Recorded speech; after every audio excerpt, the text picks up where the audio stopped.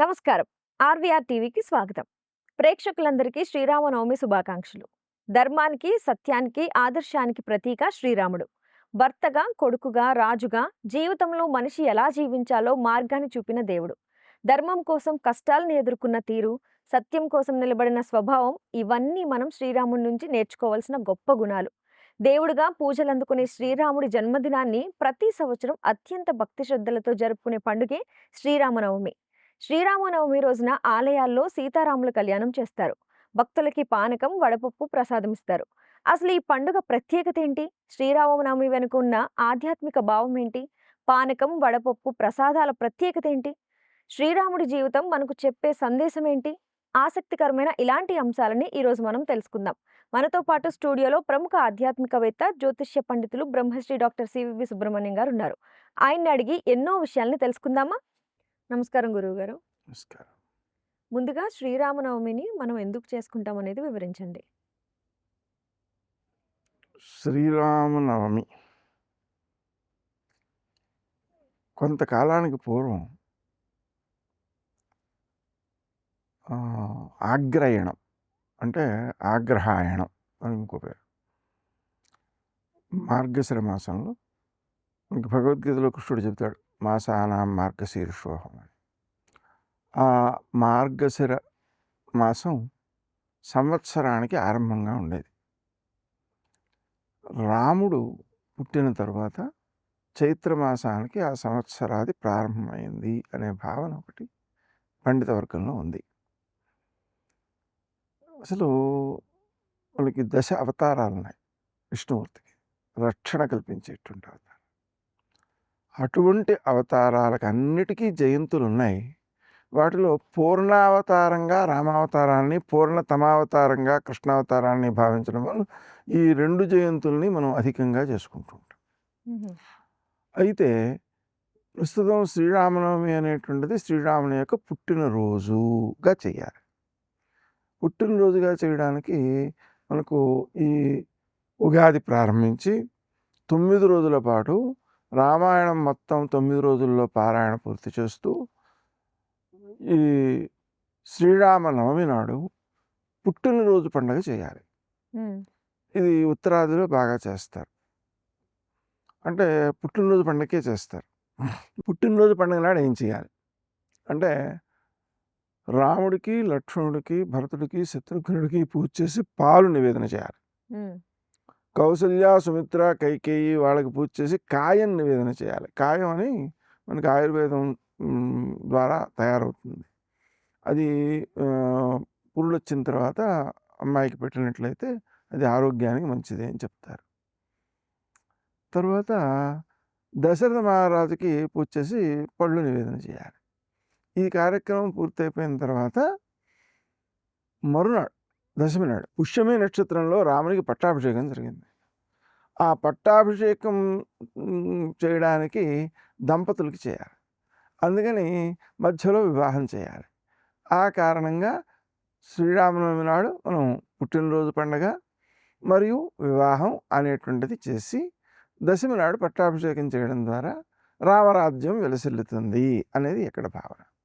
రామరాజ్యానికి అంత ప్రాశస్త్యం దేనికి అంటే, దశావతారాలలో రాజ్యపాలన చేసినటువంటి ఏకైక అవతారం రామావతారం.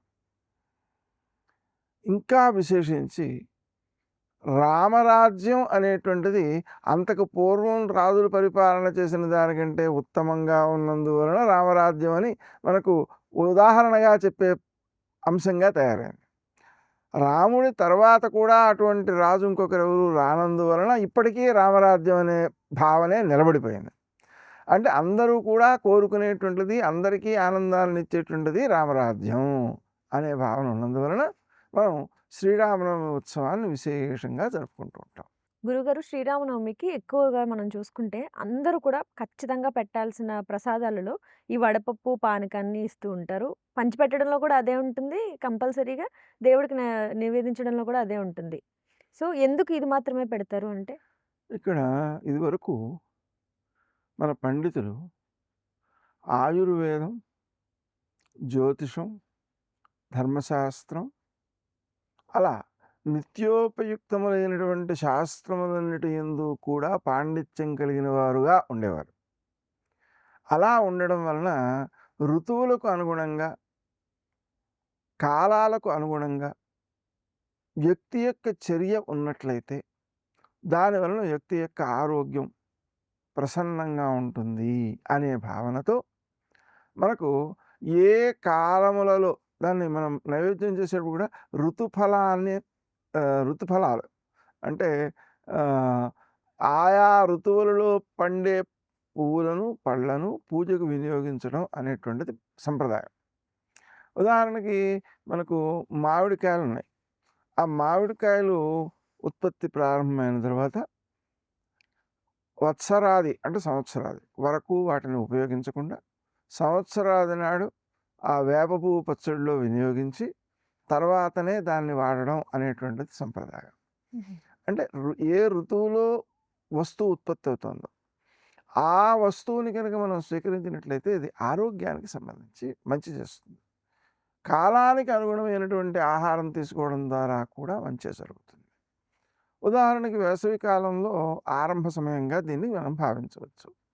ఇక్కడ ప్రపాదానం అని చలివేంద్రం పెడుతూ ఉంటారు ఉగాది నుంచి.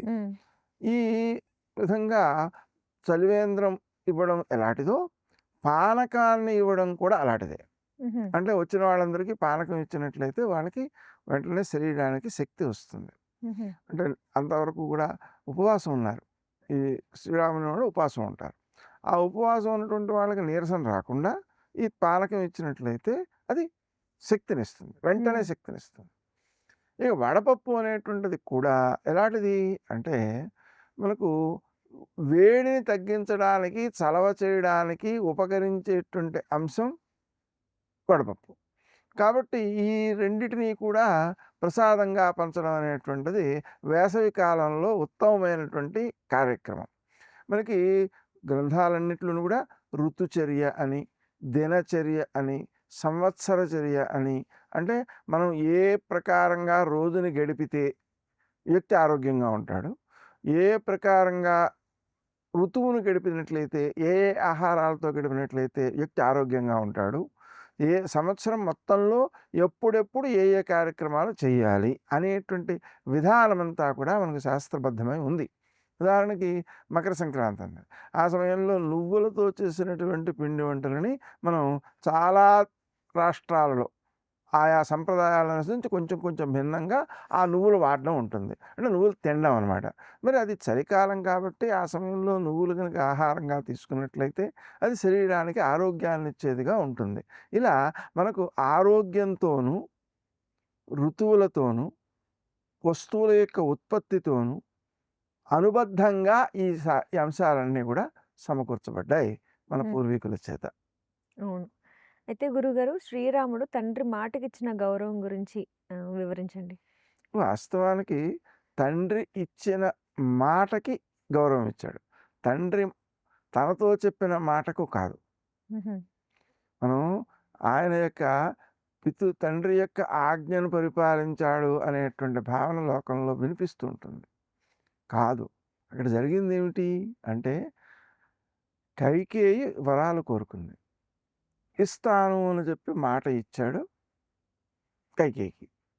కైకేయికి ఇచ్చినటువంటి మాటను నిలబెట్టుకోవాలి అంటే రాముడు అరణ్యానికి వెళ్ళాలి.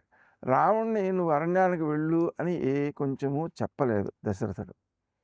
ఇంకా కావాలంటే వెళ్ళొద్దు అని చెప్పాడు.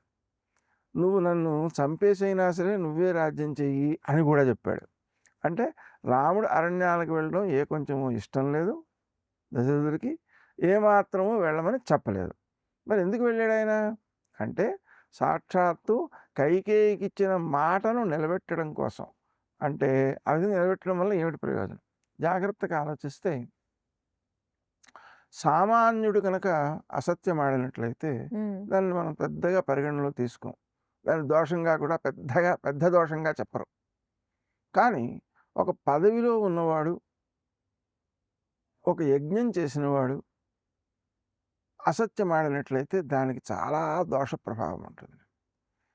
ఆ కారణంగానే మనం గమనించినట్లయితే దశరథ మహారాజు కనుక అసత్యం ఆడినట్లయితే ఏం జరుగుతుంది అంటే దశరథుడు అసత్యం ఆడినట్లయితే అతడు చేసిన యజ్ఞ ఫలితం పోతుంది. యజ్ఞ ఫలితం పోవడం అంటే ఆయన ఏం చేశాడు యజ్ఞాలు అంటే అశ్వమేధ యాగం చేశాడు, పుత్రకామేష్టి చేశాడు.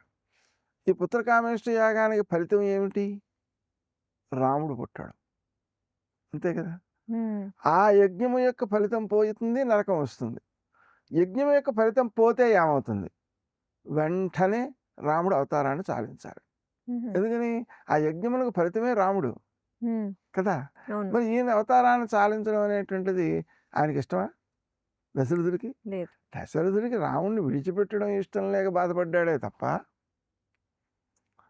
అందుకని ఆయన వెళ్ళొద్దు అని చెప్పినా కూడా వెళ్ళాల్సి వచ్చింది.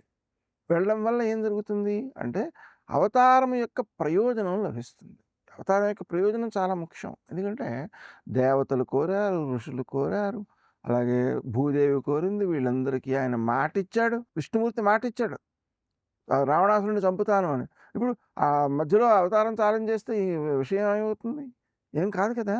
అందుకని ఈ అంశాలన్నిటినీ దృష్టిలో పెట్టుకుంటే పితృవాక్య పాలకుడు అంటే ఏమిటి? తండ్రి యొక్క ఆజ్ఞను పరిపాలించడం కాదు, తండ్రి ఇచ్చిన మాటను నిలబెట్టడం.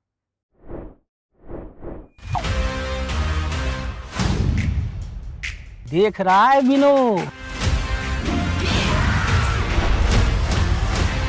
मुझे ये चाहिए सिद्धप्पा जी। ले लो। ठीक है, ले लेते हैं। किसी और में कोई आपत्ति? बहुत बढ़िया।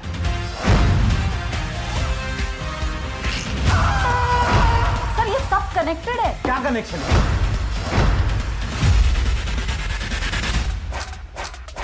निशाना लगाया तो शिकार पक्का।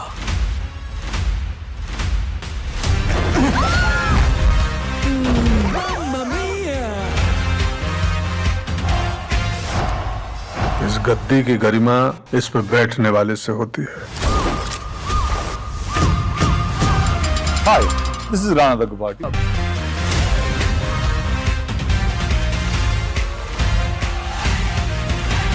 दिल खुश कर दिया यार का।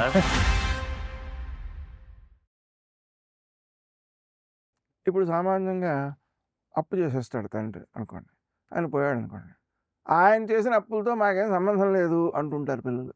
చాలా తప్పది. ఇప్పుడు ఆయన ఇచ్చిన డబ్బు పనికొస్తుందిట, ఆయన ఇచ్చిన రుణం తీర్చుద్దా? ఆయన చేసినటువంటి రుణం తీర్చే బాధ్యత లేదా వీళ్ళకి? అందుకని ధర్మాన్ని కనుక ఆలోచన చేసినట్లయితే తండ్రి చేసిన రుణం తీర్చి తీరాలి. అలాగనే ఆ తండ్రి ఎవరికైనా మాట ఇచ్చినట్లయితే ఆ మాటను నిలబెట్టాలి. అలా నిలబెట్టడం అనేటువంటి కార్యక్రమాన్ని పితృవాక్య పాలకుడు అనే పేరుతో పిలిచారు. ఆజ్ఞాపాలకుడు కాదు, పితృవాక్య పాలకుడు. అంటే ఆయన మాట నిలబెట్టాడు. ఆ నిలబెట్టడం అనేటువంటి దానిలో చాలా ప్రయోజనాలు ఉన్నాయి. ఏంటిది? దశరథ మహారాజు నరకానికి వెళ్లకుండా ఉంటుంది, ఆయన చేసినటువంటి యజ్ఞాలు ఆయనకి ఫలితాలను ఇస్తాయి. విశేషించి రాముని యొక్క అవతారం యొక్క అవసరం ఏదైతే ఉందో అది పూర్ణంగా నెరవేరుతుంది. ఇన్ని ప్రయోజనాలు ఉన్నాయి దాంట్లో. గురువుగారు సీతాదేవిని రావణుడు ఎత్తుకెళ్తున్నప్పుడు కూడా రాముడు అసలు భయపడకుండా అంటే అంత నిర్భరంగా ఎలా ఉండగలిగాడు, ఎలా ఉన్నాడు అని అంటే ఎలాంటి భావోద్వేగానికి లోనయ్యాడు ఆ టైంలో రాముడు? నిజానికి అరణ్యకాండలో పిచ్చివాడై తిరిగాడు అనేటువంటి భావన ఉంది. చెట్లను అడుగుతాడు ఆయన, చెట్ల ఓ ఓ అశ్వత్థ వృక్షమా, సీతాదేవి ఎక్కడికి వెళ్ళిందో నీకు తెలుసా? మృగాలను అడుగుతాడు, నీతో ఆడుకునేది కదా ఆ సీతాదేవి, ఎక్కడికి వెళ్ళిందో తెలుసా మీకు అని అడుగుతాడు. ఇలాగా చెట్లను పుట్లను తిరుగుతూ బాధపడుతూ దుఃఖిస్తూ ఆయన చాలా మొత్తంపై చూస్తే పిచ్చివాడు అయిపోయాడు అన్నంతగా మనకు వాల్మీకి రామాయణం చెబుతోంది. ఆ ఘట్టాన్ని ఎవరైతే చదువుకుంటారో వాళ్ళకి మానసిక రోగాలన్నీ తగ్గిపోతాయి అని శాస్త్రం చెబుతోంది. అంటే మొత్తం పైన ఆయన చాలా బాధపడ్డాడు. ఆ చాలా బాధపడినప్పుడు వ్యాసులు వారు ఏమంటారంటే రామకథను వివరిస్తూ, స్త్రీ సంగినాం గతిరితి ప్రథయాంచకార అంటే ఆ భార్యను ఎక్కువగా ప్రేమించినటువంటి వారు ఇలాగే తయారవుతారు అని లోకానికి తెలుపుడు చేయడం కోసమే చెప్పాడు, అలా చేశాడు, బాధపడ్డాడు అని వర్ణిస్తారు.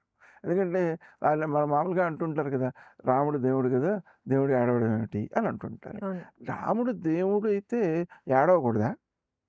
ఏడిస్తే దేవుడు కాడా? ఇలాంటి విషయాలు మనం చాలా లోతుగా ఆలోచన చేయాలి. ఎందుకంటే కొందరు ఇతర మతస్థులు ఏం చేస్తున్నారంటే, రాముడు ఏడిచాడు కాబట్టి దేవుడు కాడు, కృష్ణుడు దొంగతనం చేశాడు కాబట్టి దేవుడు కాడు, లాంటివి ప్రచారం చేస్తున్నారు. ఆ ప్రచారం చేస్తుంటే సంస్కారం అనేది ఉంటుంది. చదువుతో సంస్కారం రావాలి అసలు మామూలుగా. చదువు లేకపోయినా సంస్కారం ఉంటుంది. ఒక రైతు, ముసలి రైతు, నిరక్షరాస్యుడు, ఏం చదువుకోలేదు. ఆయన దగ్గరికి వెళ్ళి ఈ మాటలు చెప్పాడు ఒకతను. ఏమని అంటే, మీరు చెప్పేటువంటి ఆ రాముడు కానీ కృష్ణుడు కానీ దొంగతనం చేశాడు, ఏడ్చాడు కాబట్టి వాడు దేవుడు గారు, ప్రజల కోసం రక్తం ధారపోసినటువంటి వాడే మా దేవుడు అని చెప్పాడనమాట. చెబితే ఆ రైతు అంటాడు, అదేమో కానండి బాబయ్య, మీరు చెప్పినటువంటి ఆ రాముడు ఆ కృష్ణుడు తమను తాము కాపాడుకుంటూ తమను ఆశ్రయించిన వారందరినీ కూడా కాపాడారు. మీరు చెప్పే ఆ దేవుడు తనని తానే కాపాడుకోలేకపోయాడు కదా, ఇంకెవరిని కాపాడుతాడు, నన్ను ఎలా కాపాడుతాడు అని అడిగాడు. ఇక్కడ తాత్పర్యం ఏమిటి? రక్షణ కల్పించేవాడు దేవుడు. ఆ రక్షణ కల్పించడం అనేటువంటిది చేశారు వీళ్ళు. సీతాదేవిని ఎత్తుకుపోతే రావణాసురుడిని చంపైనా సీతాదేవిని తీసుకొచ్చాడు. పాండవులను ఇబ్బందుల పాలు చేస్తుంటే కృష్ణుడు వాళ్ళని రక్షించడం కోసం కౌరవుల యొక్క సంహారానికి కూడా వెనుకాడలేదు, చేశాడు. కాబట్టి ఇక్కడ మనం గమనించాల్సింది ఏంటంటే, అధర్మమును దండించడం, ధర్మాన్ని కాపాడడం అనేటువంటివి దాంట్లో ప్రధాన పాత్ర వహిస్తాయి. ఎందుకనంటే ధర్మం అనేటువంటిది ప్రకృతి ధర్మం. ధర్మాన్ని అనుసరించే ప్రకృతి విస్తరిస్తూ ఉంటుంది. కాబట్టి మనం ఏ చెట్టు అయినా ఇంకోటిని బాధించడం చూస్తామా? చూడం. అంటే ఇతరులను బాధించకుండా తాను బాధపడుతున్నా సరే ఇతరులకు మేలు చేసేటువంటి లక్షణం కలిగి ఉండడమే ప్రకృతి లక్షణం. ఆ ప్రకృతి లక్షణాన్ని అనుసరించకుండా నా పక్కవాడిని నేను హింసిస్తాను, నా విషయాన్ని అంటే నేను చెప్పే విషయాన్ని అంగీకరించని వాళ్ళందరినీ చంపేస్తేనే నాకు స్వర్గం వస్తుంది, అవన్నీ కూడా ప్రకృతి ధర్మానికి విరుద్ధమైనటువంటి ఆలోచనలు. కాబట్టి ఆ రాముడు ప్రకృతి ధర్మాలను అనుసరించే ఆ సీతాదేవి యొక్క వియోగాన్ని భరించలేక బాధపడ్డాడు. గురుగారు, నేటి తరం శ్రీరాముడిని చూసి నేర్చుకోవాల్సిన విషయం ఏంటి అని అంటే మీరేం చెప్తారు? మనకు లక్ష్యం ఒకటి ఉండాలి. ఆ లక్ష్యం ధర్మం కావాలి. ఒక విషయం చెప్తాను. ఆధునిక పరిశోధకులు ఒక విషయాన్ని తేల్చి చెప్పారు. జీవితానికి ఒక లక్ష్యం పెట్టుకుని ఆ లక్ష్యం వైపుగా మనం ప్రయాణం చేస్తూ ఉంటే మన ఆరోగ్యాన్ని మనం కాపాడుకోగలుగుతాం, అనారోగ్యాలు చేయవు, తగ్గిపోతాయి. విశేషించి మనం ఆ లక్ష్యాన్ని నెరవేర్చే వరకు బతుకుతాం, అంటే ఆయుర్దాయం కూడా ఉంటుంది అనే విషయాన్ని చెప్పారు. అయితే మనం జాగ్రత్తగా ఆలోచిస్తే లోకంలో డబ్బు అంటే ఆహారం అన్నమాట. ఆహారం లేకపోతే బతకలేవు. కాబట్టి ఆహారం ఉండాలి. ఆహారం ఉంది కానీ ఆరోగ్యం బాగలేదు, బతకలేవు. ఆరోగ్యం బాగుంది, చుట్టూ ఉండే వ్యక్తులతో అనుకూలత లేదు, కోపాలు వస్తున్నాయి, తిట్టుకుంటున్నాం, తినబుద్ధి కాదు. ఇప్పుడు ఏమైంది అంటే లోకంలో ఈ మూడు బతకడానికి తప్పనిసరిగా కావాలి. ఏమేంటి? డబ్బు కావాలి, ఆహారం కావాలి, ఆరోగ్యం కావాలి, చుట్టూ ఉండే వ్యక్తులతో అనుకూలత కావాలి. మోక్షానికి ఉపకరించేటువంటి ధర్మాన్ని మనం ఆచరిస్తూ ఉండాలి. ప్రస్తుతం ధర్మాచరణకు కానీ, భగవంతుడిని ఆరాధించడానికి కానీ, భగవంతుని గురించి ధ్యానం చేయడానికి కానీ, ధర్మాచరణలో ఇతరులకు మేలు చేయడం కోసం కానీ, సేవలు చేయడం కోసం కానీ ఎవ్వరికీ తీరిక ఉండట్లా. మరి దేనికోసం, జీవనం ఎందుకోసం సాగుతోంది అనేది అర్థం కాని పరిస్థితిలో ఉన్నారు. కాబట్టి రాముణ్ణి చూసి ఏం నేర్చుకోవాలి అంటే, తండ్రి మాట నిలబెట్టడం కోసం రాజ్యాన్నైనా విడవగలగాలి, ధర్మాత్మా సత్యసంధశ్చ. అక్కడ సత్యసంధుడు అని పదం వాడారు రాముడికి. ఇంద్రజిత్తు ఎవరికీ కనిపించకుండా యుద్ధం చేస్తూ ఉంటే ఆ యుద్ధం చేసేటప్పుడు ఈ లక్ష్మణుడు బాణం వేయాలి. కనిపించని చోట వేయాలి బాణం. ఎక్కడున్నాడో తెలియదు, బాణం వేయాలి. ఆ బాణాన్ని ఈయన ప్రార్థిస్తున్నాడు. కానీ రాముడు ధర్మాత్ముడైనట్లయితే, సత్యసంధుడైనట్లయితే, ఓ బాణమా నువ్వు వెళ్ళి వాడిని చంపి. ఆ బాణం చంపేసింది. అంటే రాముడు సత్యసంధుడనే విషయం తెలిసిపోయింది కదా. ఈ సత్యసంధత అంటే ఏమిటి? సత్యంతో ఉండే అనుబంధం అని అర్థం. అంతేకాదు, ఆయన వాళ్ళని చంపాడు అని విమర్శిస్తుంటారు కదా. వాళ్ళని చంపితే ఏమైంది? చాటు నుంచి చంపాడండి ఆయన, వీరుడు అలా చేయకూడదు కదా అని కదా విమర్శిస్తారు. నిజానికి అసలు వాలి ఎలా పుట్టాడు అంటే ఇంద్రుడు వాలిగా పుట్టాడు. ఇంద్రుడికి మనసులో కోరిక ఉండిపోతుంది సామాన్యంగా. ఏమిటది అంటే ఈ ఇంద్రుడిని రావణాసుడు చాలాసార్లు పరాభవం చేశాడు, ఓడించాడు, తన్నాడు, అంటే దెబ్బలు కొట్టాడు. వీడిని కూడా తన్నాలని వాడికి ఉంటుందిగా, ఆ కోరిక మిగిలిపోతుందిగా. అది రావణ సంహారం అయిపోతే ఇంక ఆచరించే అవకాశం లేదుగా. ప్రతి సంకల్పం నెరవేరి తీరాలి. అటువంటి పరిస్థితిలో ఏం చేశాడు ఆయన? వాలిగా పుట్టాడు. వాలిగా పుట్టిన తర్వాత మామూలుగా ఎందుకు పుట్టాడు అసలు అంటే బ్రహ్మగారు చెప్పారు, కానీ అందరూ కూడా మీరు వానరులుగా పుట్టండి, రాముడికి సహాయంగా ఉంటారు అని చెప్పాడు. అందుకు పుట్టాడు. కానీ పాత కోరిక ఉండిపోయిందిగా. అందుకని రావణాసురుడిని వీడు తన్నాడు. ఎవరు? వాలి. రావణాసురుడిని తన్నితే వాడేం చేశాడు? సోదరా నువ్వు నేను ఒకటే, మనం ఇద్దరం సహకరించుకుందాం అని చెప్పి వెళ్ళిపోయాడు. వాలి అంటాడు, బాణం వేసి కొట్టేసిన తర్వాత అంటాడు అనమాట. ఏమంటాడు? నువ్వు నా దగ్గరికి వస్తే నేను సీతాదేవిని వెంటనే తీసుకొచ్చి ఇచ్చేద్దును కదా. రావణ సీతాదేవిని తీసుకురా అంటే తీసుకొచ్చేస్తాడు వాడు, ఇచ్చేద్దును నీకు, అనవసరంగా సుగ్రీవుడి దగ్గరికి ఎందుకు వెళ్ళావు అంటాడు. అంటే ఇప్పుడు అర్థం ఏమిటి? సోదరా అన్నాడు కాబట్టి రాముడు ఈ వాళ్ళని పట్టించుకోకుండా రావణాసురుడి మీద యుద్ధానికి వెళ్ళిపోతే ఆ రావణాసుడు విపత్కరమైన పరిస్థితిలో సోదరా కాపాడు అని వీడిని పిలిస్తే వాడు ఎదురుగుండా వచ్చి నుంచుంటే వాలికి మెడలో ఒక హారం ఉంది. ఆ హారం దైవదత్తమైన వరం కాబట్టి, ఆ వరం కాబట్టి దాన్ని కూడా పాటించాలి రాముడు. అందుకని ఇప్పుడు ఏం చేయాలి? ఎదరగా కనుక వచ్చినట్లయితే రాముడి యొక్క బలం సగం వెళ్ళిపోతుంది, దాంతో వాలి బలము రాముని బలంలో సగము వాడికి ఉంటాయి. ఇది రాముడికి తన బలంలో సగమే ఉంటుంది. ఇప్పుడు వాడిని ఓడించడం సాధ్యపడదు, రావణాసురుడిని చంపడం సాధ్యపడదు. తర్వాత పోనీ వాళ్ళ దగ్గరికి వెళితే రావణ తీసుకురా అంటాడు, వాడు ఇచ్చేయమంటాడు, సీతను ఇచ్చేస్తాడు, రావణుని చంపడం కుదరదు. అంటే వాళ్ళంటూ బతికుంటే అతను రావణాసురుడికి సాయం పడినా రావణుని చంపలేడు. రావణాసురుడిని తీసుకొచ్చి ఇచ్చేయమన్నా రావణ సంహారం జరగదు. ఈయన రావణ సంహారం ఇస్తానని మాట ఇచ్చాడు దేవతలందరికీను. కాబట్టి దాన్ని ఈయన పాటించాలంటే ముందు వీడిని చంపాలి, తప్పదు. విభీషణుడు వచ్చాడు, చాలామంది విభీషణుడిని తీసుకోవద్దని చెప్పారు. హనుమంతుడు ఒకడు తీసుకోవాలని చెప్పాడు. హనుమంతుడి మాట వినడం కోసం తీసుకున్నాడు అనుకోండి, మిగిలిన వాళ్ళందరికీ మనసుకి కష్టం కలుగుతుంది కదా. అందుకని రాముడు ఏమన్నాడు అంటే సకృదేవ ప్రపన్నాయ తవాస్మీతి చ యాచతే అభయం సర్వభూతేభ్యో దదామ్యేతద్వ్రతం మమ. ఒక్కసారి నేను నీవాణ్ణి అని మనస్ఫూర్తిగా ప్రార్థించి నన్ను శరణు పెడితే ఎవరొచ్చినా నేను వాళ్ళకి అభయం ఇస్తాను అన్నాడు. అంటే అప్పుడేమైంది?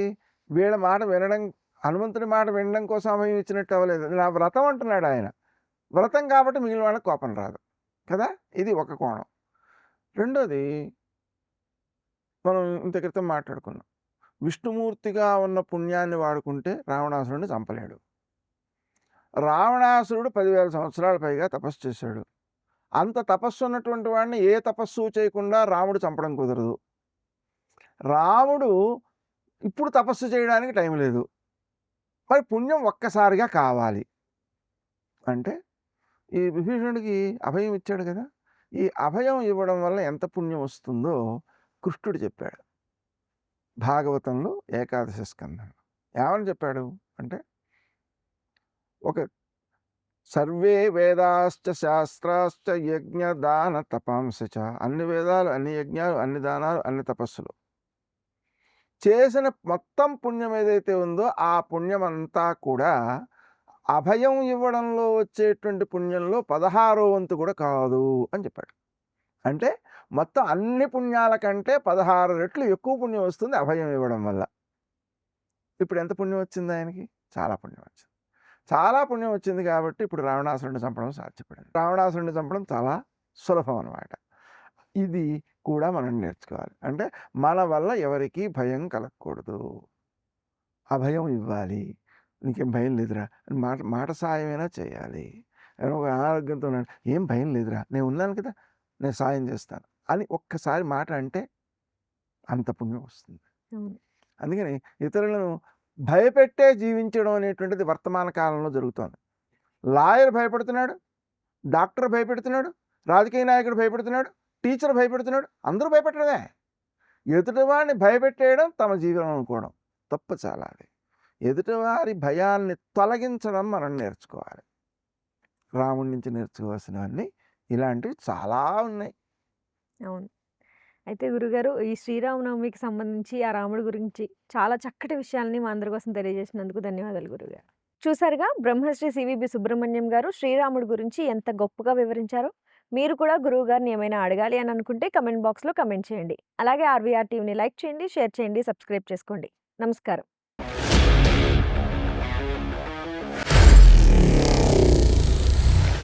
Honor Signatus, the biggest gated community in the heart of the city. Spacious 3, 3.5 and 4 BHK apartments at Kukatpalli, High-Tech City. 27.5 acres, 18 towers, G+25 floors, 1695 to 3815 square feet unit sizes. For more details, search for Honor Signatus.